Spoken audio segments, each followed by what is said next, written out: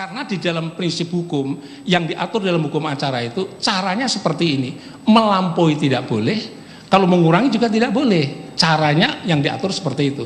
Seperti tadi dijelaskan kepada pertanyaan advokat tadi atau dari penasihat hukum tadi dikatakan kalau syaratnya itu harus 8 organ tubuh plus 2 ini tidak dikerjakan ya resikonya ya tidak memenuhi syarat formal yang telah ini dan hasilnya juga tidak bisa dipercaya. Baik. Sama dengan hakim, saya ulangi lagi, hakim mengambil keputusan tidak sesuai dengan aturan dalam KUHP.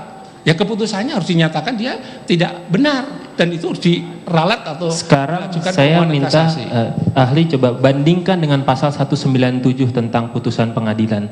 Di situ di ayat 2 menyatakan tidak dipenuhinya ketentuan dalam ayat 1 huruf A, B, C dan lain-lain mengakibatkan putusan batal demi hukum. Di situ ada ketentuan tegas bahwa apabila prosedur tidak dilakukan ada batal demi hukum. Tapi ada ketentuan lain dalam KUHP yang menyatakan harus A, B, dan C, tidak ada akibat hukumnya. Apakah itu termasuk lex imperfecta yang tidak ada sanksi berarti tidak mengakibatkan batal demi hukum? Ini mungkin saya ingin sampaikan itu bisa dibaca dalam putusan Mahkamah Konstitusi yang terakhir ya, yang tadi sudah dibacakan oleh penasihat hukum. Itu benar bahwa kalau itu prosedurnya itu sah atau tidak gitu, kalimatnya itu. Ukuran sah tidak apa? Kalau mentaati aturan gitu. Pertanyaannya adalah aturan itu kalau dilanggar itu harus tetap sah saja atau kalau dilanggar menjadi tidak sah ya. Jawabannya tentu saja walaupun tidak ada kaidah-kaidah yang mengatur seperti itu dalam prinsip hukum administrasi, hukum aturan itu kalau tidak sesuai berarti dia tidak sesuai aturannya, berarti dia tidak mengikuti aturan. Melebihi daripada aturan itu menyalahgunakan wewenang, kurang dari aturan jadi tidak sah gitu. Tidak sah dalam arti akhirnya batal demi hukum keseluruhan proses penyidikan. Iya. Ya, kalau tadi contoh misalnya begini, contoh aja ya saya contohkan karena juga saya sering di pengadilan, orang di pra-peradilan kan disebabkan karena penetapan tersangka tidak sah karena tidak cukup minim 2 alat bukti yang pokok yang menentukan. Ketika dinyatakan dia tidak sah, walaupun penahanannya itu tidak diujikan di situ, mereka juga semuanya menjadi tidak sah. Oleh sebab itu langsung dikeluarkan semuanya begitu gitu. Karena konsekuensi logik dalam satu sistem hukum itu seperti itu. Kalau memang seperti ini, kasusnya dari penyitaan ada 30, katakanlah ada 30 barang bukti dan hanya 1 barang bukti itu yang tidak ada berita acara pembungkusan misalkan. Yang lainnya itu ada lengkap dan lain sebagainya. Dan berkas perkara sudah jadi dilimpahkan kepada penasihat hukum, kepada penuntut umum ke pengadilan dan disidangkan. Dari 1 yang tidak ada berita acara pembungkusan, apakah mengakibatkan seluruh proses penyidikan dan penuntutan menjadi batal hanya karena 1 saja tidak ada berita acara pembungkusan? Itu maksud Anda? Ya, kan kalau lihatnya prosesnya begini. Kalau awalnya ada berita acara, berarti yang tidak sah adalah pembungkusan ini tidak sah. Kalau pembungkusan tidak sah artinya itu sesuatu yang tidak dibungkus, potensi untuk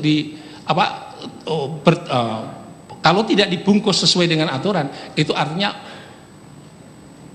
dokumen atau barang bukti yang tidak dibungkus itu menjadi tidak bisa dijadikan alat bukti, atau setidak-tidaknya di situ adalah kalau dijadikan alat bukti bisa meragukan karena prosesnya tidak dibungkus. Tadi saudara ahli katakan itu akan membatalkan seluruh proses, tapi kenapa sekarang cuma 1 itu saja yang Anda katakan batal? Makanya harus dilihat satu pasal demi pasal. Pasalnya jadi itu apa? Sekarang. Tadi bukan itu, sekarang bukan begitu.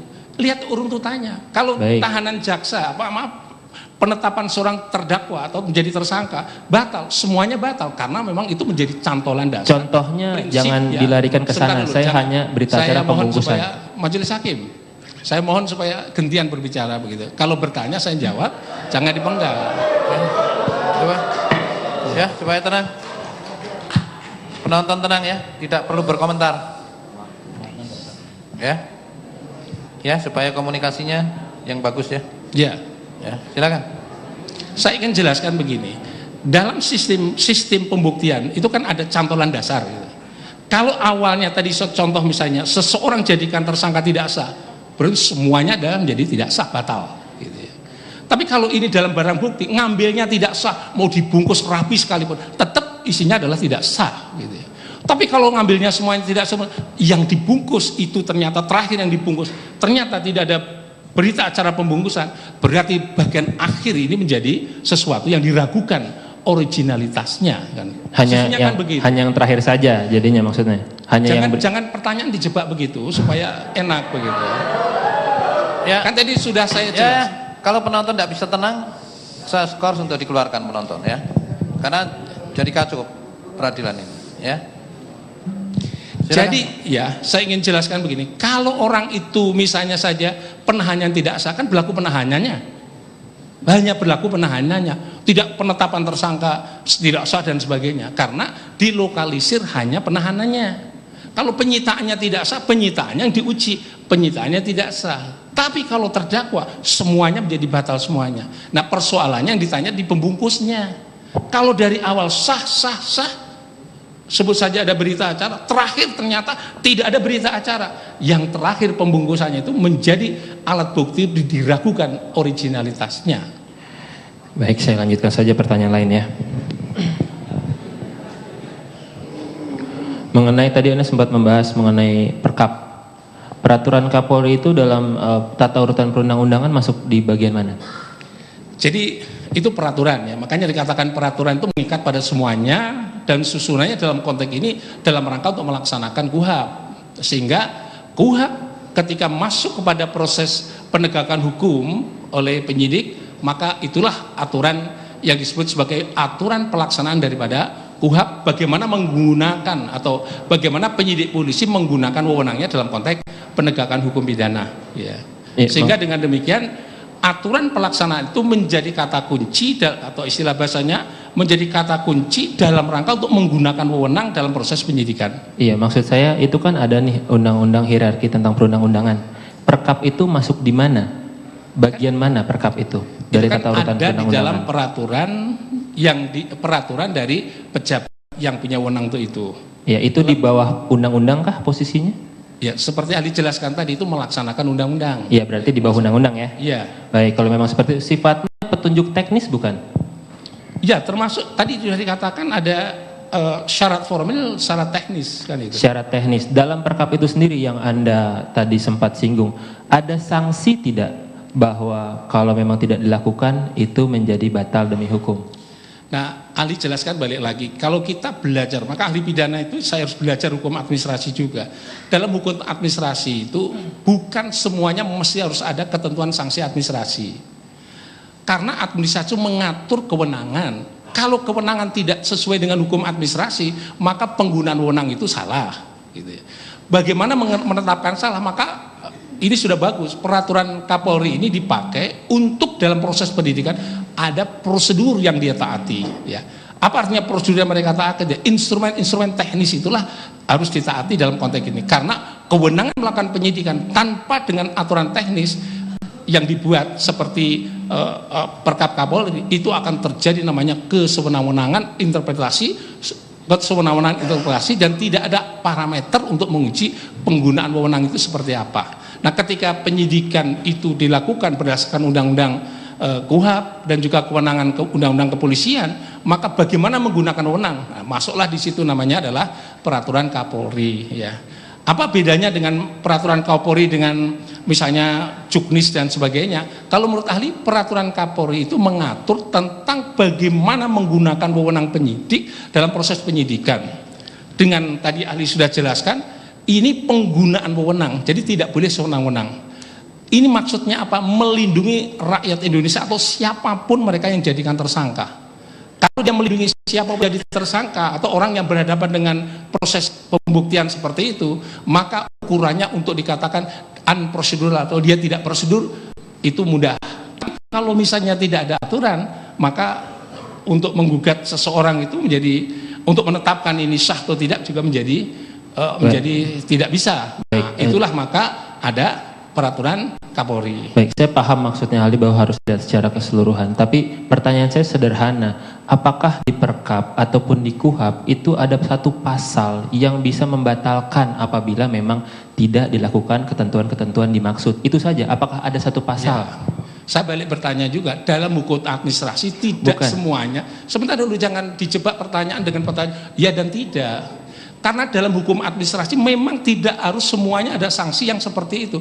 Kalau dia mengatur penggunaan wewenang tidak sesuai wewenang itu salah digunakan gitu.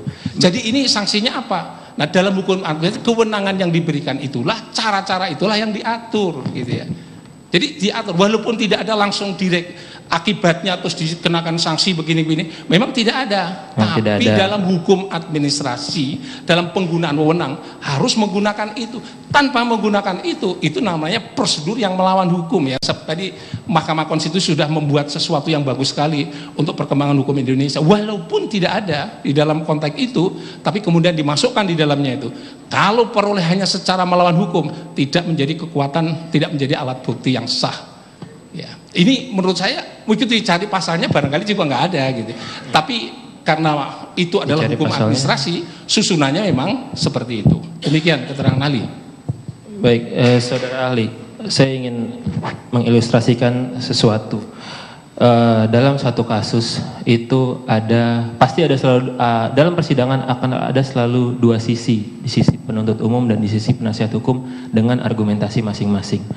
Penuntut umum berdiri dari berkas perkara yang dibuat oleh penyidik dan akhirnya dilimpahkan ke persidangan, ke hakim. Setelah itu dalam persidangan itu dikeluarkan data-data yang ada dalam berkas perkara yang dibuat oleh penyidik atas petunjuk juga dari penuntut umum. Dalam hal ini ada keterangan ahli yang meneliti suatu data dari A, misalkan 1 sampai 10 lah, katakan seperti itu. Untuk akhirnya mengambil kesimpulan X. Namun dalam persidangan penasihat hukum dengan berkas perkara yang sama tidak memberikan data 1 sampai 10, tapi mungkin cuma 1 sampai 5 sehingga mengakibatkan kesimpulannya menjadi Y bukan X. Kalau memang seperti itu dalam konteks hukum pembuktian, apa yang biasa saudara ahli jelaskan? Bisa lebih konkret lagi Pak, jadi agak membingungkan. Jadi apa kira-kira yang jadi fokusnya, terus ini apa fokusnya dalam tema apa gitu, supaya kami jelas ya. Kalau itu misalnya itu terkait dengan syarat-syarat harus 1, 2, 3, 4, 5, cuma 3, entah itu penasihat hukum, entah siapapun ya berarti kurang, kan itu masih kurang gitu. Jadi dalam proses hukum itu ingin ahli jelaskan, dalam proses di sini itu sesungguhnya inilah penegakan hukum Indonesia, entah dari jaksa, entah dari penasihat hukum, mestinya harus dipahami dalam konteks sederajat dan sama, karena kedua-duanya mencari kebenaran hakiki dalam satu konteks proses perkara pidana, bukan material ya, hakiki, lebih tinggi daripada material. Oleh sebab itu menurut ahli ya mohon supaya dijelaskan apa yang artinya perbedaan tadi. Kalau perbedaan perspektif ya sesungguhnya sama-sama mencari kebenaran material dengan cara yang berbeda. Jaksa berdasarkan kewenangannya dia yang wajib membuktikan, sedangkan penasihat hukum wajib untuk menguji tentang pembuktian yang dilakukan oleh jaksa. Katakanlah begini contohnya, ya. Ada satu ahli, kata ahli racun lah, ya. Dalam melakukan percobaan dan penilaian terhadap bukti-bukti yang ada, dia itu mendasarkan pada bukti yang disodorkan yaitu 1 sampai 10, ya. 1 sampai 10 buktinya, sehingga dia memperoleh suatu kesimpulan bahwa memang benar ada racun di tubuh ataupun ya. Di barang bukti tersebut. Ya. Namun penasihat hukum dari sudut yang berbeda tidak memberikan data yang sama kepada ahli racun juga. Misalkanlah ahli racun, dia hanya memberikan data parsial 1 sampai 5 sehingga kesimpulannya pun akhirnya berbeda. Dari sudut pandang itu dilihat dari sudut pembuktian, apa yang biasa saudara ahli jelaskan? Yang pertama saya ingin ahli jelaskan, yang tadi sudah saya menjawab pertanyaan dari penasihat hukum, saya kira jawabannya sama. Intinya kalau ingin membuktikan apakah seseorang mati karena racun atau tidak, dasar perkapnya sudah diatur di situ. Bukan perkap, saudara ahli, bukan masuk ke perkap, tapi apakah data yang berbeda itu apakah data yang berbeda menimbulkan hasil yang sama itu diperkenankan dalam sistem pembuktian kita? Karena kan ini tidak apple to apple pembuktiannya akhirnya. Sudut pandangnya akhirnya parsial. Itu seperti apa? Saya ilustrasi Pak. Coba ya, ilustrasi. Didengar ya. Itu kan. Ini ilustrasi Pak. Coba tenang, penasihat hukum supaya tenang. Supaya tenang ya. Coba dicermati kalimat jaksa seperti apa. Tadi kan ilustrasi ya. Ya. Silakan. Jadi ahli jelaskan begini. Ini saya ingin pandangan ahli terlebih dahulu, baru kemudian nanti bisa dipakai untuk memberi penilaian itu. Jadi entah itu dari jaksa, entah dari penasihat hukum. Kalau tadi terkait dengan hubungan dengan kausalitas dalam pembuktian, ya apapun, karena pembuktian kausalitas dalam konteks ini adalah ilmu objektif, maka ilmu objektif itu diuji oleh siapapun seharusnya adalah sama hasilnya. Objektif, sifat dari ilmu objektif itu adalah memisahkan antara orang dengan objeknya, ya. Sehingga dengan demikian objek itu bisa dikaji dengan para pakar mereka, hasilnya pasti akan sama, ya. Kalau toh sedikit perbedaan, perbedaannya sedikit. Tidak mungkin perbedaannya itu ada racun, yang satunya tidak ada racun. Mesti ada racun, tapi bagaimana begitu? Nanti ada perbedaan sedikit karena barangkali ada beberapa bagian interpretasi dalam konteks itu. Tapi prinsipnya akan menghasilkan ilmu objektif itu sama, gitu ya. Tapi kalau tadi dikatakan ahli dari sini berbeda, dari sini berbeda, ya menurut saya ilmu objektifnya ada di mana? Kita ragu-ragu dan penerapan ilmu objektifnya. Oleh sebab itu ilmu objektifnya harus jaminan yang orisinal. Sesungguhnya dalam proses pembuktian dalam perkara pidana, kalau ragu-ragu ya sebaiknya bikinlah lab lebih, mintalah informasi atau second opinion lebih dari satu, gitu ya. Bisa dua, bisa tiga dan seterusnya. Nanti bisa diuji mereka semuanya, lahirlah nanti simpulan menurut dugaan ahli adalah mestinya sama. Maksudnya kalau misalkan datanya itu tidak sama diberikan kepada ahli yang berbeda, data tidak sama, apakah itu diperbolehkan dalam arti untuk menentukan, menjamin suatu kepastian hukum dan keadilan? Apakah data yang diberikan itu harus sama untuk bisa dilakukan analisa? Nah, itu tergantung kepada perolehan data itu. Sebenarnya kalau perolehan datanya itu sama, perolehan datanya diuji secara sumbernya adalah original, itu adalah sama, ini yang sama, diserahkan pada siapapun, dia akan melahirkan satu kesimpulan yang sama. Tapi kalau misalnya itu berbeda, dari berbeda pasti juga berbeda, gitu ya. Dari berbeda pasti juga berbeda. Pasti berbeda. Baik. Pertanyaannya, sebentar dulu, harus selesai dulu. Pertanyaannya adalah dari ilmu objek itu mana yang benar, gitu. Ini yang ahli sampaikan adalah mana yang benar sesuai dengan yang sebenarnya itu yang mana? Apakah dari data yang berbeda tadi di simpulan itu benar menurut sini, benar menurut sini. Jadi objeknya menjadi tanda tanya di situ. Bukti apa yang membuat mereka bisa berbeda ukuran-ukuran itu, ya. Jadi kalau misalnya ukurannya harus dalam proses itu mengujinya 5, ya seharusnya disepakati dulu 5 ini ilmiah atau tidak, gitu ya. Kalau 5 itu ilmiah, yang 1/5 ini ilmiah, ya akan diuji hasilnya di situ. Baik, saya menurut ahli demikian. Beralih pertanyaan lain, ada ilustrasi lagi. Katakanlah pada titik ekstrim nih, tidak ada visum et repertum pada kasus pembunuhan, tapi ada lebih dari 2 alat bukti untuk menentukan sebab kematian. Apakah dari keadaan itu suatu pelaku tidak dapat diputus bersalah oleh majelis hakim dalam konteks seperti itu? Apakah suatu visum et repertum itu merupakan suatu hal yang wajib untuk menentukan suatu pembunuh sebab kematian, padahal ada alat-alat bukti lain yang mendukung untuk hal itu? Bagaimana? Baik, tadi Ali sudah jelaskan bahwa prinsipnya dalam hubungannya dengan pembuktian, maka tunduklah pada hukum pembuktian. Maka hukum pembuktian dalam konteks ini adalah harus ada namanya kepastian tentang sebut saja kalau orang mati, kepastian matinya orang itu karena apa, gitu. Satu. Kalau misalnya tadi sudah Ali jelaskan juga bahwa dalam proses pembuktian kan ada 2. Proses pembuktian perbuatan pidananya di satu sisi dan proses pembuktian siapa pelaku perbuatan plus pertanggungjawabannya plus kesalahan di sisi yang lain. Maka mestinya harus dibuktikan dulu ada nggak perbuatan pidana. Jangan lompat pada kesalahan. Perbuatan pidananya dulu. Kalau perbuatan pidananya sudah yakin unsur-unsurnya, bukan yakin ya, terpenuhi semua unsur-unsurnya, maka berarti di situ ada perbuatan pidana, ya. Yang kedua adalah kalau itu sudah terbukti ada perbuatan pidana dan unsur-unsurnya terpenuhi, barulah menentukan siapa yang melakukan, ya, atau siapa pelakunya. Dalam hal menentukan siapa pelakunya, ini juga sama, harus ada kausalitas. Yang di sini tadi harus delik material sudah kausalitas, di sini harus ada kausalitas pula.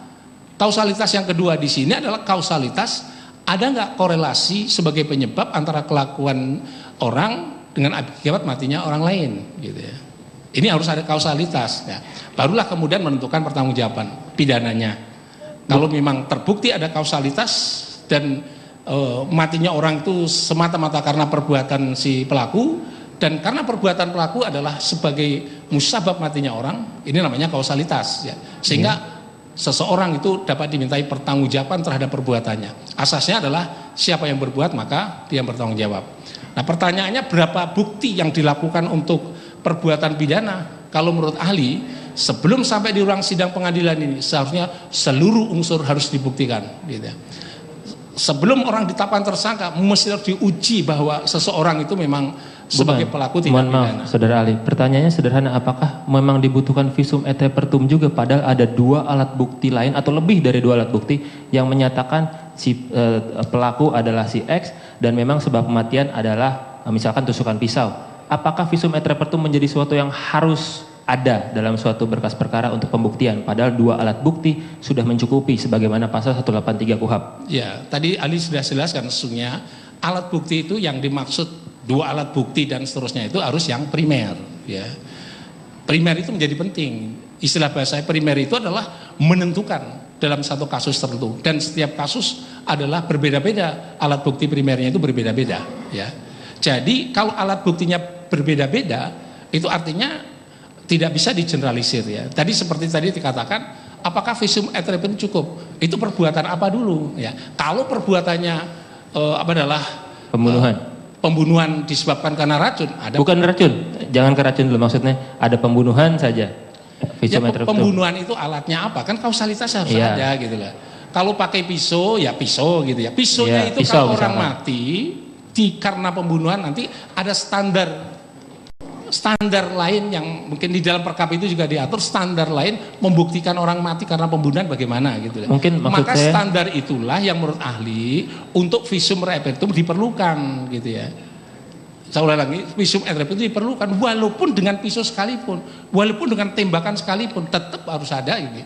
Karena dalam teori ahli sudah ahli jelaskan, alat bukti pisau tidak akan pernah bisa bunyi dengan sendirinya. Untuk membunyikan alat bukti pisau maka perlu yang disebut sebagai hasil visum et repertum itu. Apakah pisau ini benar-benar menjadi alat pembunuh atau tidak? Kalau ada darahnya dicocokkan, semuanya dilakukan itu. Sehingga pisau itu memiliki alat bukti dan sekaligus pisau tidak memiliki alat bukti karena yang dipakai bukan pisau itu. Jadi itu nanti kedudukan visum et repertum itu penting dalam konteks alat bukti itu. Penting, berarti harus ada. Kalau tidak ada, apa akibat hukumnya dengan alat-alat bukti yang sudah ada dan sudah mencukupi? Maka tadi ahli jelaskan itu, kalau pembunuhan pakai pisau, tidak ada alat visum untuk menjelaskan pisau itu sebagai alat untuk membunuh atau tidak, pisau tidak bisa sebagai alat bukti. Gitu. Bukan, pertanyaannya sederhana ini, tidak ada visum saja. Apakah dengan tidak ada visum, alat-alat bukti yang lain sudah saling berkaitan satu sama lain dan menyatakan bahwa memang benar terdakwa melakukannya, dan di situ juga terdakwa misalkan mengakui, kemudian juga didukung juga oleh misalkan persesuaian keting bewis lah seperti itu, sudah lebih dari 2 alat bukti yang terpenuhi, apakah tidak adanya visum akan membuat terdakwa itu menjadi bebas atau tidak dapat dibuktikan? Itu pertanyaannya. Tidak dapat dibuktikan. Tidak dapat dibuktikan, ya? Oke. Baik kalau memang seperti itu. Saudara ahli tadi juga sempat menyatakan adanya alat bukti primer, ya. Memang tergantung kasuistis, seperti itu, ya. Siap. Nah, dalam konteks pembuktian ada pasal 184 ayat 1 KUHP. Di situ ada ayat 1-nya keterangan saksi, keterangan ahli, surat petunjuk, keterangan terdakwa. Bagaimana Anda menilai urutan dari alat bukti tersebut? Apakah itu ada primernya, sekundernya, atau itu merupakan tingkatan, atau itu freebewis atau alat bukti bebas dalam menilai? Bagaimana? Mungkin dimasukkan coba alat bukti primer sekunder. Jadi alat bukti primer itu alat bukti yang menentukan dalam satu peristiwa atau perbuatan pidana tertentu. Dan masing-masing perbuatan pidana itu berbeda-beda. Ya. Itu yang pertama. Jadi primer itu menurut konstruksi yang dibikin ahli, mungkin kalau ditanya teori dari mana? Teori dari saya ini. Jadi saya pelajari dan saya sampaikan itu teorinya. Jadi primer itu yang menentukan. Jadi kalau misalnya orang itu dibunuh tadi seperti pakai pisau. Pisau alat bukti primer. Tanpa pisau sulit untuk bisa dibuktikan pembunuhan. Satu. Orang mati karena tembakan, maka peluru dan alat tembakan itu adalah menjadi primer dalam konteks ini. Nah, keterangan visum dokter tadi itu bisa menghidupkan pisau sebagai alat bukti atau tidak. Maka itu bisa menjadi sekunder. Ya. Kalau misalnya itu mengatakan bahwa itu pisau tidak bisa menjadi alat bukti karena tidak ada darah sama sekali dan darahnya bukan darahnya manusia, ternyata darah lain, bukti tidak bisa menjadi alat bukti. Jadi keterangan ahli yang terkait pembuatan visum tadi itu ujungnya adalah terhadap alat bukti atau barang bukti tadi yang dipakai itu bisa membuktikan atau tidak membuktikan. Baik. Itu yang pertama. Yang kedua, kalau ditanyakan bagaimana kalau sekunder saja, itu nggak mungkin bisa gitu ya. Sekunder saja. Kalau saksi melihat dan seterusnya, mengalami dan seterusnya, atau mendengar dan seterusnya, itu maka sempurna mereka melihat langsung. Berarti bisa menjadi primer. Tapi kalau di sini ada perbuatan yang lain, bisa juga menjadi sekunder. Jadi ini susunannya begitu, tergantung pada kasus per kasus. Oke, kalau itu disusun begitu, tadi pertanyaan begitu ada hubungannya dengan disusun, maka disusun kalau penyidik yang profesional akan disusun primer, sekunder, bisa juga begitu. Kalau tersier dibuang saja karena yang penting sekunder, bukti pendukung terhadap alat bukti primer, gitu ya. Jadi seperti itu. Itu untuk apa ya? Kalau pembunuhan tadi ya untuk bisa menyebabkan matinya orang itu apa? Karena matinya orang itu harus ada dua. Yang pertama alat yang digunakan atau faktor penyebabnya, yang kedua akibatnya seperti apa. Berarti harus ada juga untuk menuntut pada atau membuktikan akibat, harus ada alat bukti primernya seperti apa. Baik. Untuk menuntut sebab juga alat bukti primer seperti apa.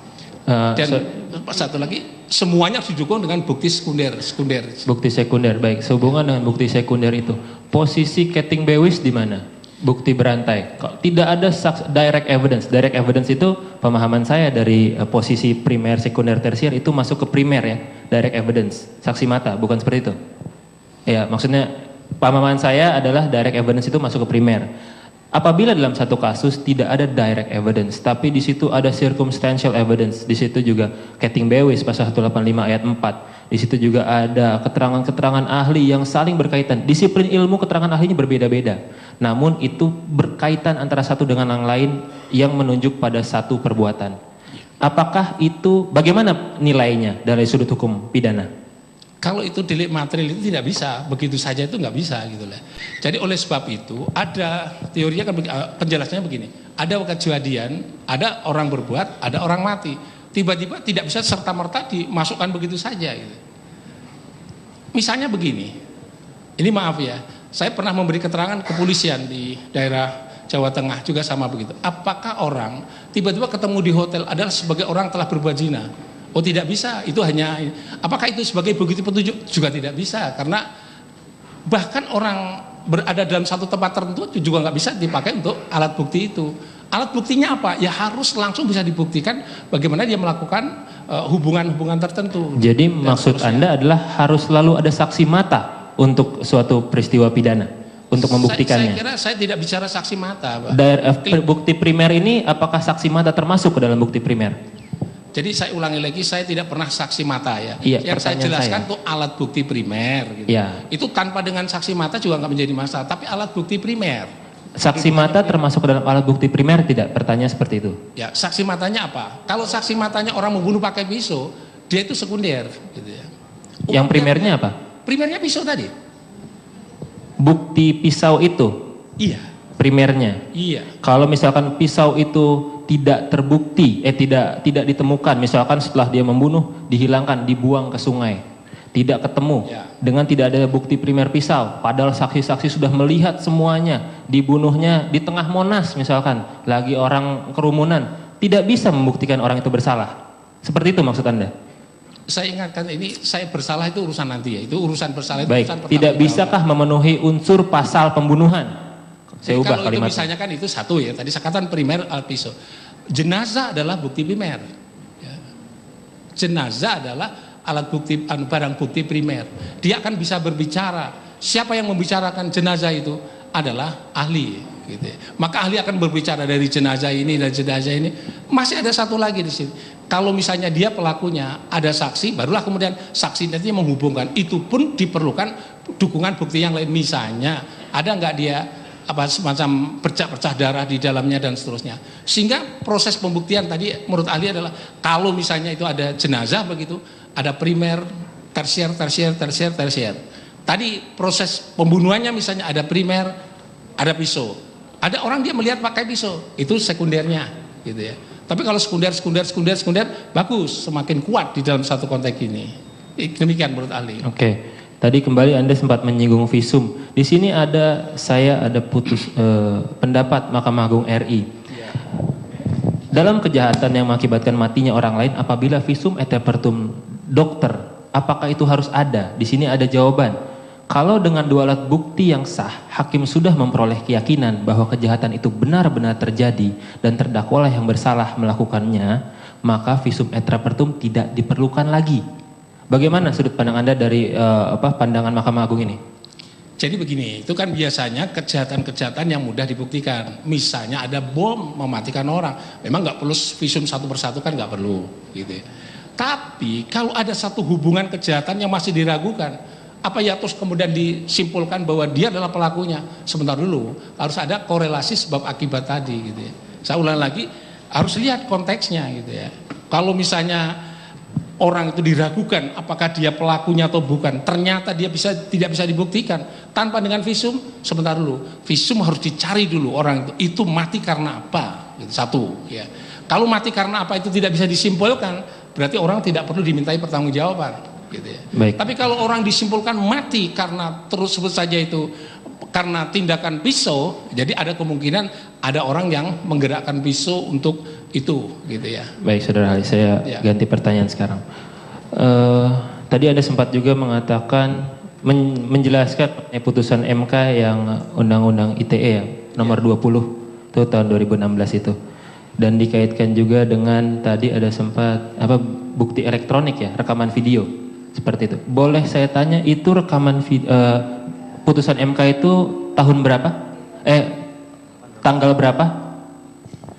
Tanggal 7 bulan September tahun 2016. 7 September. Itu berlaku surutkah putusan MK itu?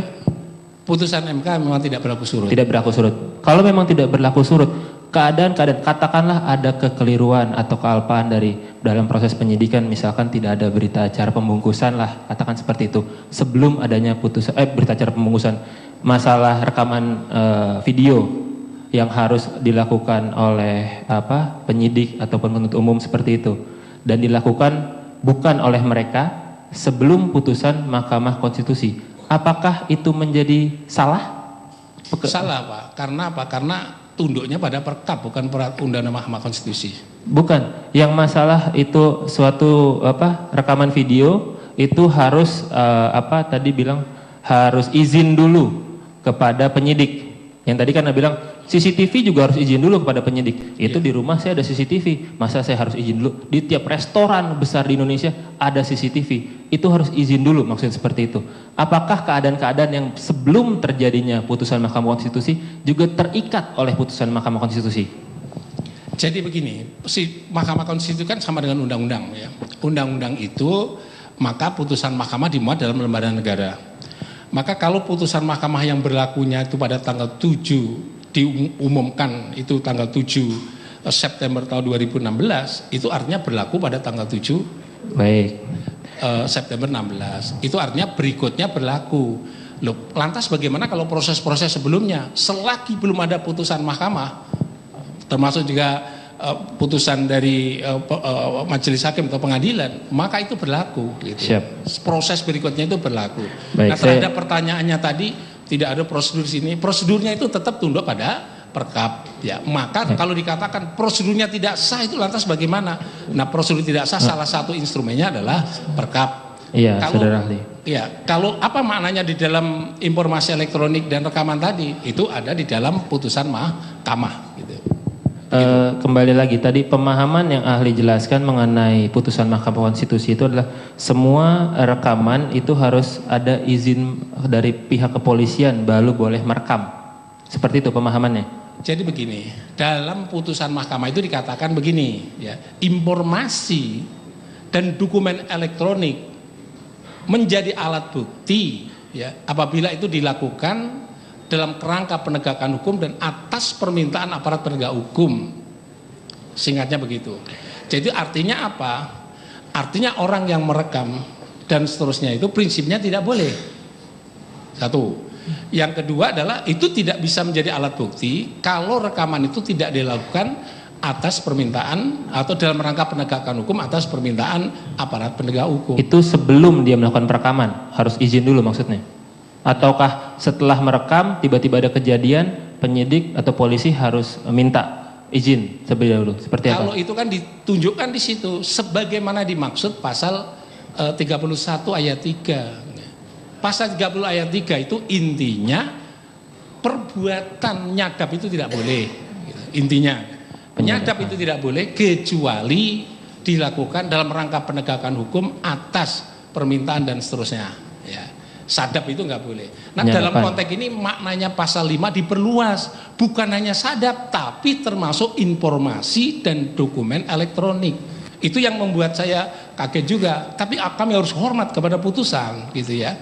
Maka tadi walaupun saya dulu ahlinya dari pemerintah, tapi begitu ada putusannya, saya harus menginterpretasi makna putusan itu. Jadi kalau misalkan ada ilustrasi seperti ini, dalam ruang sidang ini saja itu ada puluhan kamera dan itu belum ada izin atau dari penyidik atau segala macam. Tiba-tiba di sini ada yang histeris atau yang teriak dan itu tiba-tiba melakukan penusukan terhadap salah satu orang yang ada di sini. Apakah rekaman-rekaman TV itu tidak bisa dijadikan alat bukti juga sebagai penunjang dalam kaitannya dengan tadi Anda bilang harus ada izin terlebih dahulu? Nah, ini bukan saya yang bicara gitu ya, itu putusan mahkamah yang berbicara. Tapi Anda sepakat dengan pernyataan itu? Kita bukan sepakat tidak sepakat. Putusan mahkamah itu undang-undang dalam penebaran negara. Jaksa juga harus menegakkan hukum. Tapi interpretasi Anda seperti itu? Loh, putusannya coba mohon dibuka lagi supaya sama lah itu pemahamannya di situ. Coba mohon kan babnya itu terang bunyinya seperti itu. Itulah yang saya juga bingung. Tapi kami tetap hormat pada putusan mahkamah, gitu ya. Kalau putusan mahkamah kan harus dihormati. Yang aja. Ini kalau dibaca memang katakanlah dibaca seperti itu. Tapi saya ingin apa keteguhan hati ahli, saudara ahli terhadap putusan itu? Apakah memang analisanya atau penafsirannya seperti yang tadi saya katakan bahwa memang kalau ada kejadian tiba-tiba ini rekaman tidak bisa digunakan ini, padahal ini misalkan menunjukkan secara real kejadian yang ada, sayang sekali tidak bisa digunakan karena belum sebelumnya tidak ada izin ke polisi, seperti itu. Coba di situ, memang bunyinya demikian. Jadi tadi bunyinya seperti yang ahli jelaskan itu, bisa dilihat itu. Jadi kecuali itu dikatakan bertentangan dengan Undang-Undang Dasar 45 sepanjang tidak dimaknai khususnya frasa informasi elektronik dan atau dokumen elektronik sebagai alat bukti dilakukan dalam rangka penegakan hukum atas permintaan kepolisian, kejaksaan dan seterusnya. Yang semula itu rekaman itu kalau diminta jaksa diserahkan. Tapi karena dengan bunyi begitu rekaman tidak dibolehkan kecuali atas itu dikatakan kecuali atas penegak hukum ya, atas permintaan kepolisian. Jadi agak membingungkan memang di sini. Pertanyaannya adalah kalau itu misalnya sudah ada dulu terus diminta polisi, saya kira itu yang kemarin juga sama seperti di-cut sampai syarat khusus inkonstitusionalitasnya tadi, konstitusionalitasnya tadi dulu seperti itu, tapi dengan adanya pasal ini berarti tidak boleh. Gitu. Ya, baiklah. Dilanjutkan oleh rekan saya. Ya.